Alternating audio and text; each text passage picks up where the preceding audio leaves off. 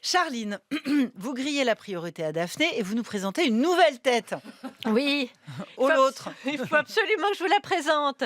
C'est ça. D'après le C'est devenu une signature. mais complètement, Je suis trop fière. complètement. D'après le journal et de la parodie même. D'après le journal Le Monde, c'est la nouvelle star de la propagande russe à la télévision française. C'est la nouvelle tsar. C'est Xena Fedorova. Je me permets d'équilibrer un petit peu les profils de cette séquence, Daphné. Ok. Alors, elle officie à la télé, en radio et dans les journaux d'un milliardaire assez controversé, je dirais, dont je préfère taire le nom. Vous saviez, vous, que Bolloré il relayait la parole de Poutine? Non. C'est Jésus qui va être jaloux. Alors, ça prouve qu'il faut arrêter d'être parano avec la Russie. On a cette image des agents de Moscou qui déstabilisent les élections en utilisant des faux comptes sur les réseaux, qui bossent dans le secret des usines à trolls. Mais non, ils font tout simplement des émissions de télé et des chroniques de radio en France. D'ailleurs, pour une question de pluralisme, est-ce qu'il ne faudrait pas équilibrer avec de la propagande chinoise et de la propagande américaine? Bon. Alors, comme agent de Moscou, Fedorova s'est fait assez vite repérer. C'était pas tant le char russe garé devant les locaux d'Europe 1 qui a éveillé les soupçons, mais c'est parce qu'elle parle pas de guerre en Ukraine, mais d'opération spéciale. C'est comme dans les magasins pendant les soldes, mais là c'est moins 30% sur la population ukrainienne. Alors elle maîtrise pas encore tout à fait notre langue, hein. Une boucherie, elle appelle ça le rayon protéines.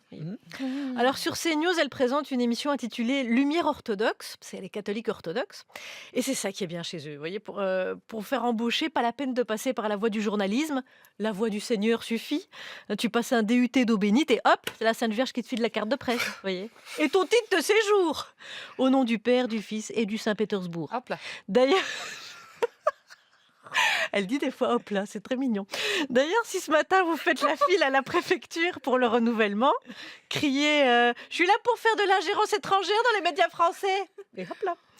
Que- Comment vous croyez que j'ai intégré France Inter, moi? Bah, qu'est-ce qui vous dit que je relaie pas la propagande du consortium de la croquette aux crevettes depuis tout ce temps, évidemment? C'est de l'entrisme Ben belge. voilà, moi je comprends que Fedorova préfère bosser pour la télé française. En Russie, répéter mot pour mot le discours du Kremlin, c'est vraiment la routine, quoi. Alors d'après l'enquête du Monde, depuis qu'elle est sur CNews, elle a déjà poussé 3 chroniqueurs vers la sortie. Bon, à ce jour, ils sont toujours vivants, Mm. ça va. Ouais. Mais pourquoi votre nouvelle tête, vous l'avez pas invitée? Pourquoi? Bah, la trouille peut-être. Non mais quand tu lui serres la main, tu repars avec un doigt en main. Donc voilà. Cela dit, il n'est pas perdu mon doigt, hein. Je suppose qu'après ma mère va le recevoir par la poste. Alors Jean-Noël Barrot, lui, il l'attaque frontalement.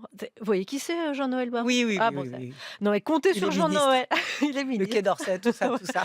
Compter sur Jean-Noël pour contrer la propagande russe, c'est comme soutenir l'Ukraine en lui livrant des pistolets à eau quand même. Voilà, conclusion, on découvre que Bolloré a un N+1, Poutine.